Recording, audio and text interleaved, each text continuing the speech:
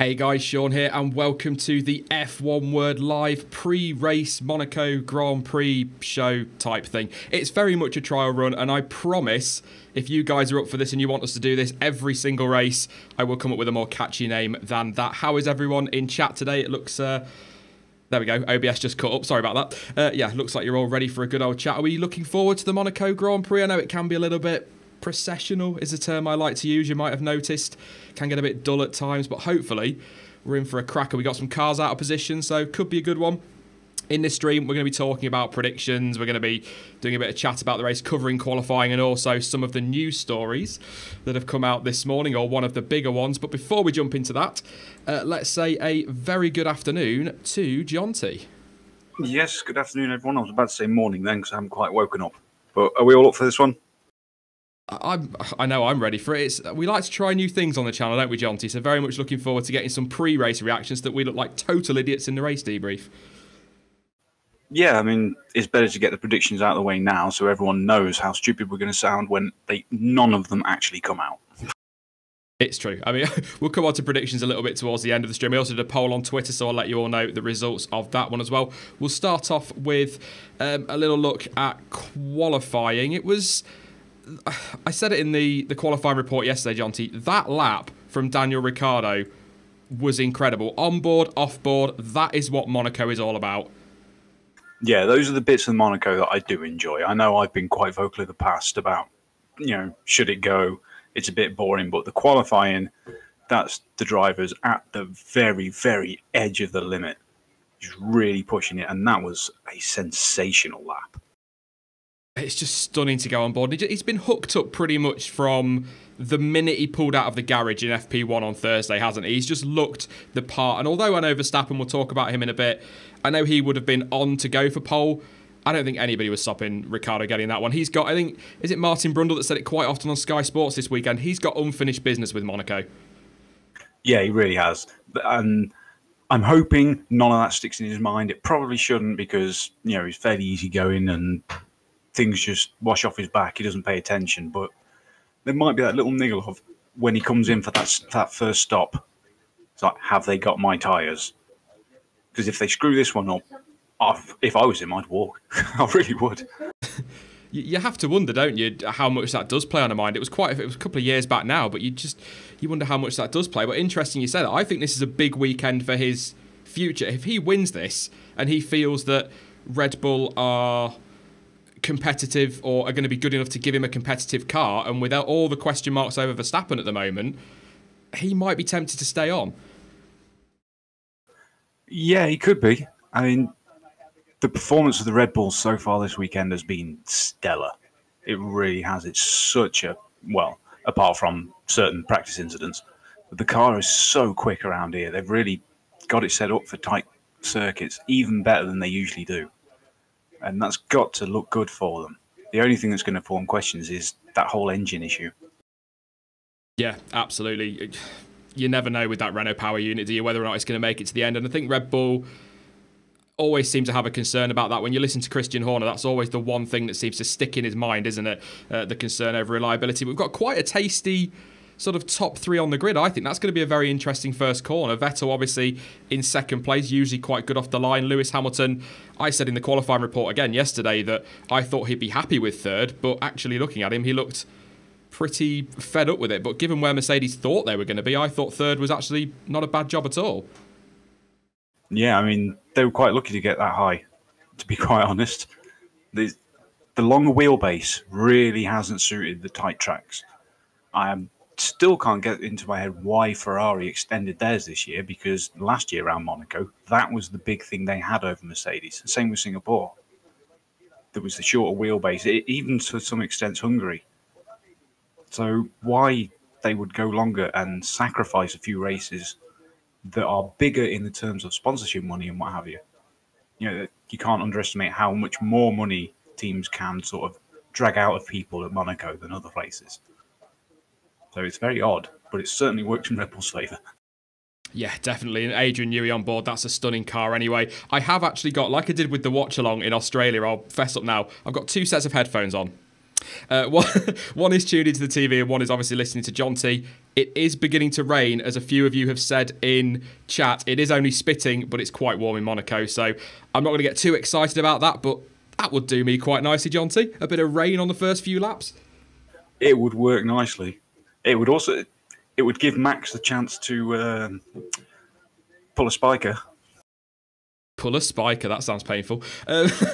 Let's actually, while you mentioned him, let's talk about Max Verstappen then, before we talk about the Ferrari news this morning. Very quickly on him. We talked about it quite a bit yesterday, didn't we, John T? But I'm just so torn on him. I don't want to jump on this Max Verstappen bandwagon that gets thrown around. You know, oh, look, he's crashed again, let's all slam him.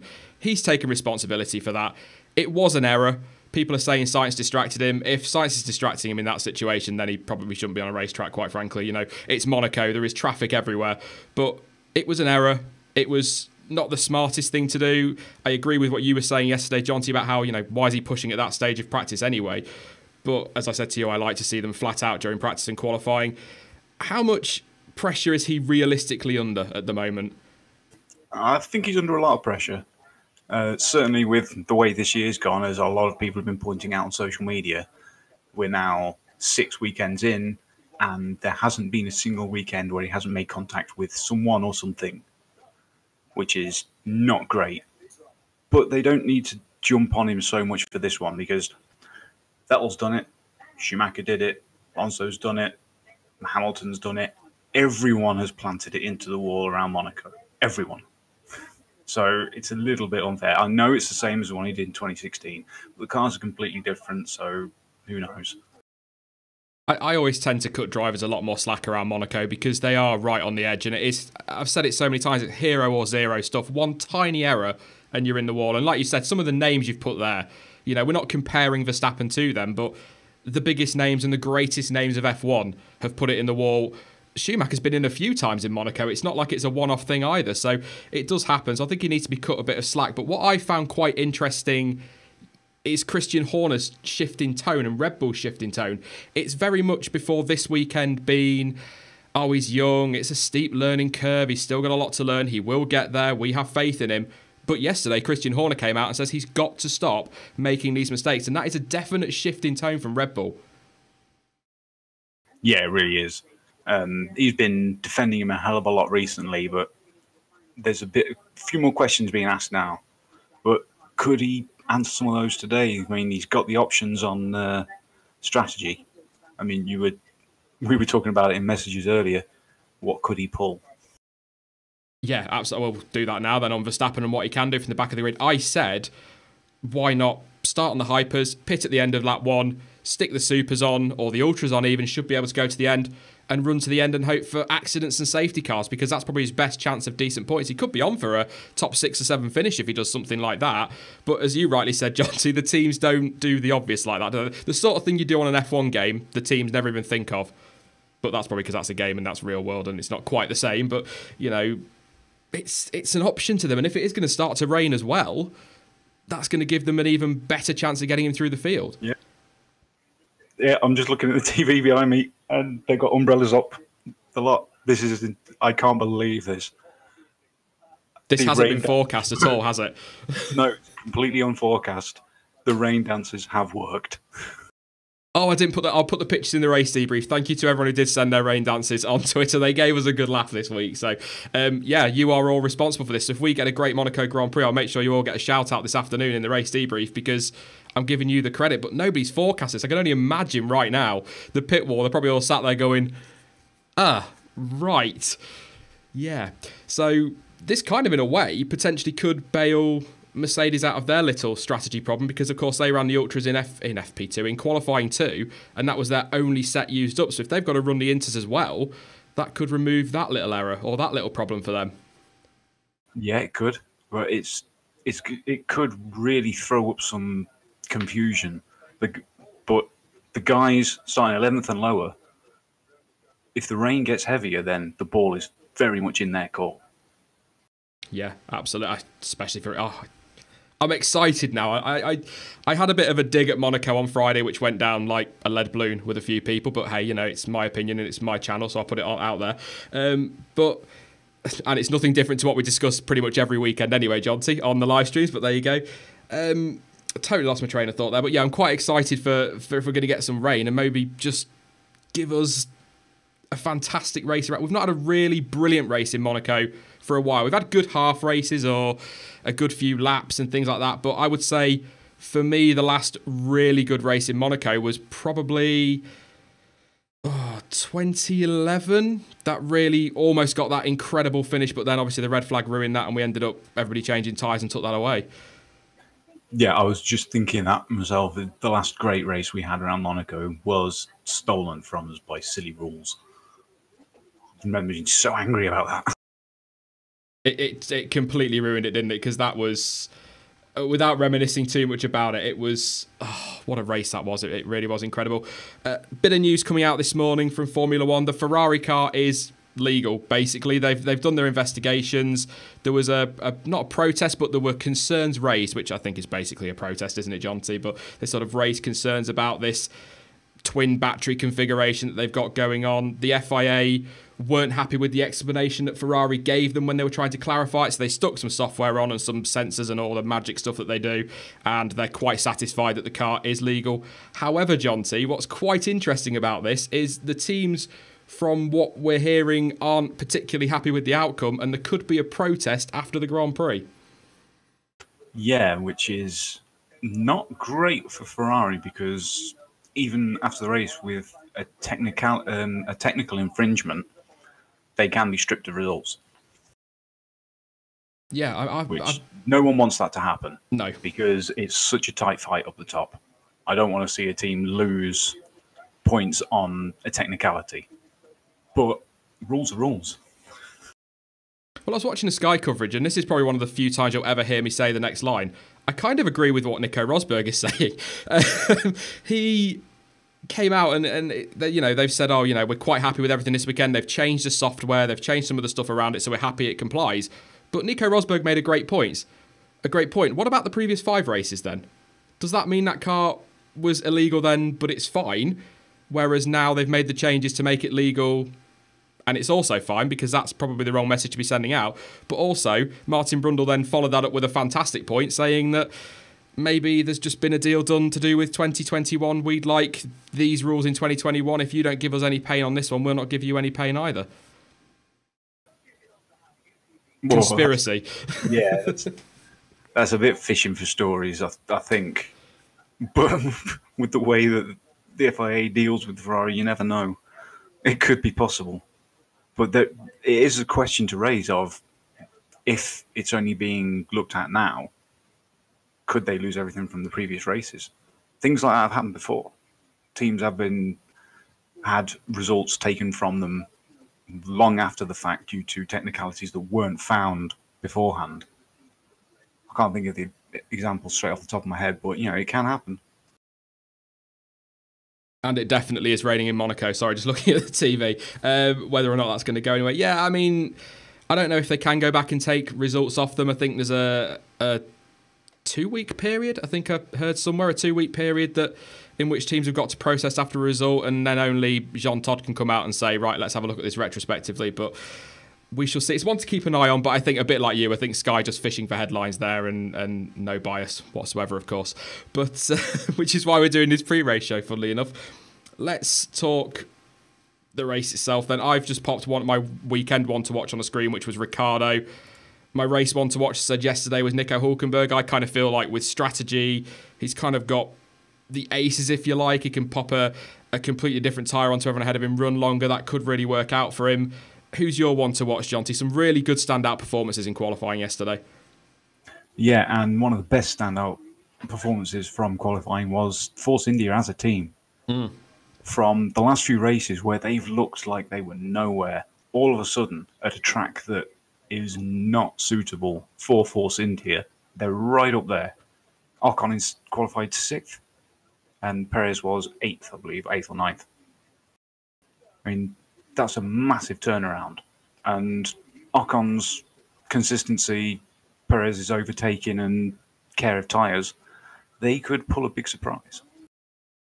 Yeah, I think definitely. And another one that deserves sort of a mention from me in maybe a one to watch is Fernando Alonso, 7th place. He's got qualifying right, which we've been saying pretty much all season. If he gets that right, he's on for a good result. So perhaps he could pick up a podium if we get a bit of chaos ahead of him. It's going to need a lot of luck, if you like, isn't he, to be able to pull that off? But he's worth a mention. And I think as well, a guy who has faced a lot of criticism through the winter, and I think deserves a lot of credit. Sergei Sirotkin, P13. It's not a stunning result for Williams, but given where they are in terms of pace, he deserves a little bit of credit for that one.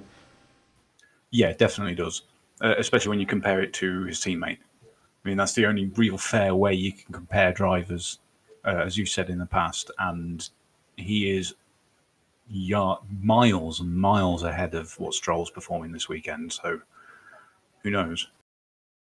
I think what makes it so much of a surprise is it shouldn't be a Williams track, should it? They shouldn't be going well here. Where Stroll is probably where they ought to be, given how bad the car is aerodynamically. But I think credit to him. And I think Van Dorn, I should say, I didn't get the news until after the qualifying report yesterday. He had a big gearbox problem, which is why he wasn't on the pace of Alonso, but he wasn't a million miles away from his teammate. There's still a gap, though. Yeah. I know it's hard to look at it any other way, but I mean, I'm hopeful they can perform better than what's expected. Like we keep saying, we don't want them to go anywhere. Yeah, absolutely. And I didn't even mention Gasly, did we? A great performance from him as well. Hartley should have been up there, but he had traffic, which is just sort of a side effect of Monaco. Nothing anyone can do about that, really. It's what it is, isn't it? Traffic's always going to play a part in qualifying, but obviously we've got a few spots of rain. It is in the air. There are storms apparently to the south or somewhere of Monaco, so it is a possibility we're going to get rain, so that throws a spanner in the works. But what kind of race are we realistically expecting here, Jonty? Are we going to get another proper, dull, processional race, or do you think we might be quite lucky and get a bit of chaos this year? I've got a feeling it might be a bit more chaotic than we think. There was that whole thing with Pirelli saying that the Hypersofts can do the whole race, and then all of a sudden the teams came out saying not a chance. The drivers saying they're not going to last any more than 6 or 7. So it's going to be somewhere between those two. But I've got a feeling we might just end up with a 2-stop because people have just massively underestimated what the Hypersoft can do. Overestimated, sorry. I was going to say, they said 77 laps, and on Thursday, was it, they were lucky if they went 7. Yeah, it's all over the place. And I think that can, even doing the practice sessions and the race simulations, I think people might get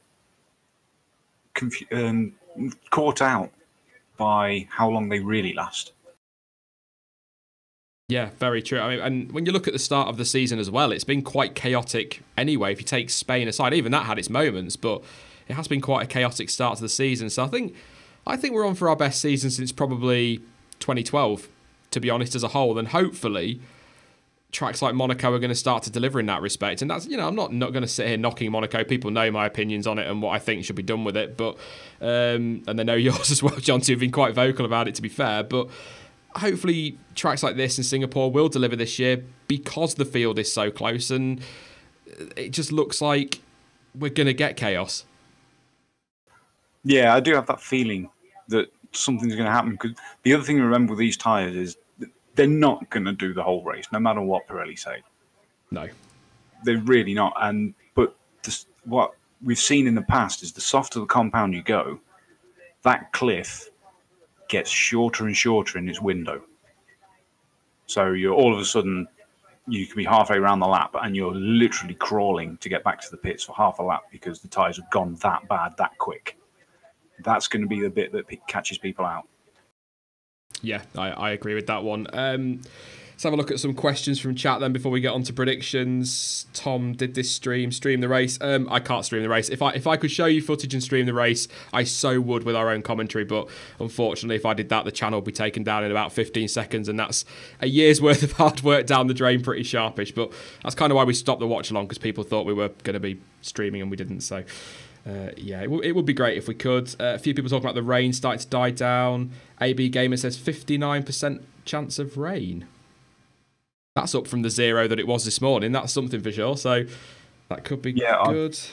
I've got a webpage open with Blitzertung live lightning maps all around Europe, and there literally is lightning going off 5 or 6 miles north of the circuit right now.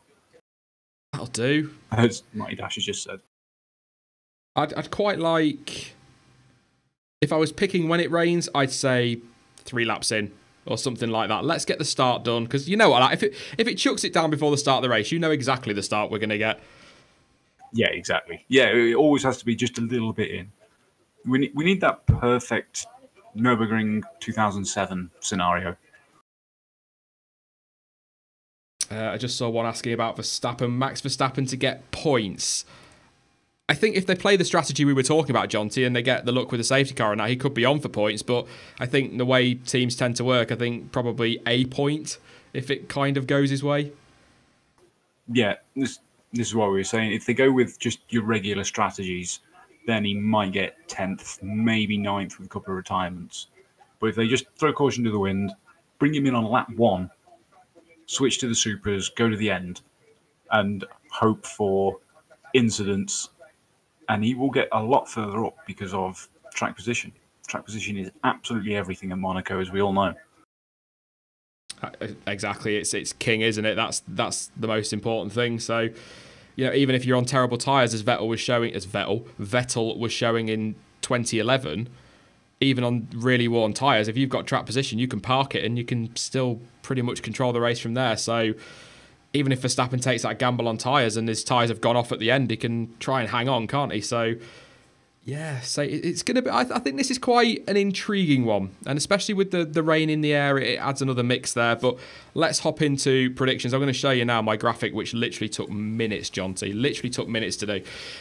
Sean versus Jonty starts right here. I'm already 1 down because I missed out on pole position yesterday. I went with Vettel. I'm going to go with Vettel for the win. I know Jonty fancies Ricciardo for this one, but you can see them on screen there. You're probably going to be right on Ricciardo, but I'm going to stick with Vettel. I will stick to my guns, Jonty. Yeah, it's worth noting that we did sort out these predictions before free practice 3. We did these on Friday, I believe. So I'm a bit stuffed with my prediction for third. I'm going to go with my disclaimer here straight away. I did mine Tuesday, so I had no information. So when it comes down to a tie-break at the end of the year, just remember that I make my predictions a lot earlier than Jonty does, and he gets more information. So just saying. I'm getting excuses in already, like Jonty. Yeah. Should be a racing driver, except I'm not quick enough to race. Yeah, I mean, I'm looking forward to, you know, all my moaning on Friday. I do look forward to Monaco as a spectacle, but more out of hope that we're going to get a lot of fun and a lot of chaos and lots of rain and things like that. But I do worry we'll get a procession. I really do. And if it's dry, I think Lewis Hamilton said it as well, Ricciardo will probably drive away. I think on race pace, the Ferraris did look a little bit closer than they did in qualifying, though. Yeah, they did, but then we've got the extra engine modes that are always talked about from Mercedes and Ferrari now. So maybe there's a bit more in that. I think the Red Bulls have got significantly faster race pace. And we've seen at previous circuits this year, they've got quite a bit more race pace than they have qualifying pace. So that can only bode well. Yeah, exactly. Let's upset the mods then, Jonty. Who are your predictions then, guys, for... Let's go for the win. Let's go for the win. Just one surname in chat. Who's going to win the 2018 Monaco Grand Prix? Now preparing for all the swearing on Discord from Redson and ST. But yeah, just let us know who you think is going to win. I am going to stick with Vettel. I think... I have to. I haven't got a choice. I can't change my mind, can I, based on what we've seen so far. But on Twitter, which is obviously the gauge of everything wonderful on social media, I did do a poll earlier asking who would win. 76% of you who voted think that Ricciardo will take the win. 17% for Vettel, 6% for Hamilton, and 2% for other. I'm not entirely sure who the others are. I don't know if I got any comments on there. Hayley with a wonderful Ricciardo gif. I wonder who she's backing. But yeah, not... I can't see anybody other than one on the front three winning it, to be honest. Sadly, that is usually the case around Monaco, but I've got that. I'm hoping. I really hope there's some chaos, because don't forget, we've got Verstappen coming from the back, which, no matter how much I have defended him on a few incidents, there's bound to be some chaos there. We've got Magnussen right and Perez right in the middle, who aren't afraid to get a bit tangly. Looking at chat, it's pretty much Ricciardo for the win then, is what you're all going for. So we shall see. I mean, again, intriguing strategy. I don't think it's Hamilton's predicting a boring one stop. The teams are saying one stop. But then the teams and Pirelli were also saying the tyres would do 77 laps on Wednesday. So I don't expect more than one stop unless it rains or somebody has an incident. But, you know, maybe some in the chat saying Bottas, some saying Alonso. Maybe if you get a safety car and they've got a gap behind, Alonso could come in and pop on the hypersofts for the last 10 laps or something and have a go at least. Yeah, exactly. And the delta between the hypersofts, ultrasofts and supersofts is so big that having that last ditch attempt, 10, 15 laps to go, it really could work. If someone's on old supers or old ultras and someone comes up with brand new hypers on behind them, they're going to be, 2.5 seconds a lap just on basic pace, never mind who's driving and what car it is. I think what we want in terms of strategy, I don't want these tyres that degrade within 5 laps and we end up with 6 stops a race. What we want is that marginal 2 or 3 stopper, don't we? We want the ones that are, well, ideally marginal 2 stop to 3 stop, but you want the tyres to just be going off enough to force them to pit rather than dropping off like we saw, I think China, I can't remember what year it was, a few years back now, when you had drivers pitting 3 or 4 times and then coming back for the field. It was great entertainment, but it's just too artificial. You want that little, what's the word I'm looking for? That little seed of doubt, don't you, to creep into teams and drivers' mind. Yeah, it needs to be just on the point when it's down to the driver's style, whether they can make them last or whether they're going to be faster with a new set and make up the time. Like, say, we've seen in the past, like Perez could easily make the tyres last, where someone like Hamilton would be a lot better going for the fresh tyres because they can be much quicker when they're attacking. Yeah, I agree. I don't know. We've got all these changes coming next year. That's probably one for next Sunday's stream. But yeah, I don't want anything artificial. I think the tyres are going to end up worse next year. They are going to change the Pirelli have been asked to change these complicated tyre names, haven't they, back to the hard, medium and soft options for races, but still keep them with the 7 compounds, aren't they? Yeah, which just adds more complication. Yeah, because that's it. As a hardcore fans, I'm sure so many are in the chat, and we are as well, will know that the pink mark tyre is a hypersoft, but somebody watching casually might say, well, hang on a minute, that purple was soft in Australia, but here in Monaco it's the medium. How does that work? So for me, that just confuses things a lot more. Either take the markings off and you just have a hard, a medium and a soft, or... Well, that's what they're doing.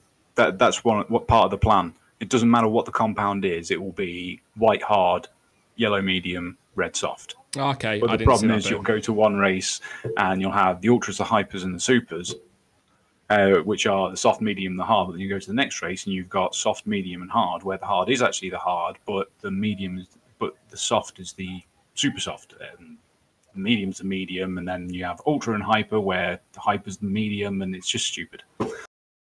Anybody else go cross-eyed then? Yeah, trying to keep up with that one. That was a tough one, Jonty. But yeah, we're going to leave it there in just a minute or two. I do want to say, though, this is very much a trial run, a pilot episode, if you like. So I need you to let me know with the thumbs up whether or not you want us to do this before each Grand Prix, because we'll then take a decision based on what you're saying. So if you enjoyed this and you do want it from Canada onwards as a regular thing, hit the thumbs up.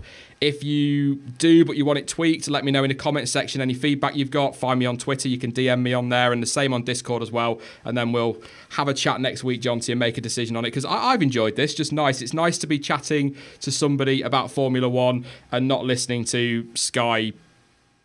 Yeah, I'll leave that one with leave that one there for us upset somebody. But not listening to Sky Sports Age.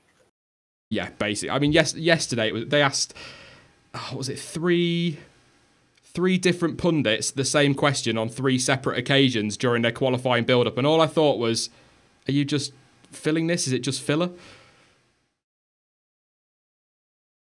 Absolutely hated that. Really, really bad. Really bad. This is just so we can give you guys a different option. I mean, Channel 4 seems to be all right, but the Sky stuff, I mean, the commentary can be okay. A lot of people don't like Crofty, but it's just another option. That's it. And then we're sort of thinking as well ahead. We're planning ahead because, of course, next year there is no Channel 4 in the UK, so there is Sky or pretty much nothing. So, so we're trying to think ahead. So, so if you do like it, hit the thumbs up, the like button on YouTube. It's YouTube, isn't it, Jonty? For God's sake, Sean. On YouTube, or let me... Yeah, I know, I'm having issues. Or or you can give us feedback on Discord, DM me on there, and Twitter as well, and we'll make a decision from there. But it's been awesome talking to you all. We will be back in about...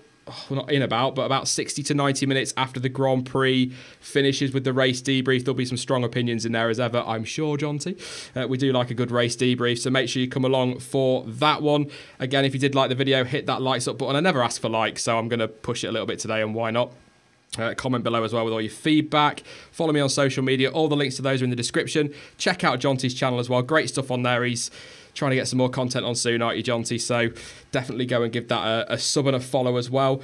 But yeah, other than that, I will be back, and Jonty will be back around 60 to 90 minutes after the race. But as ever, thank you for watching. I've been Sean. This has been the F1 Word, and until next time, goodbye.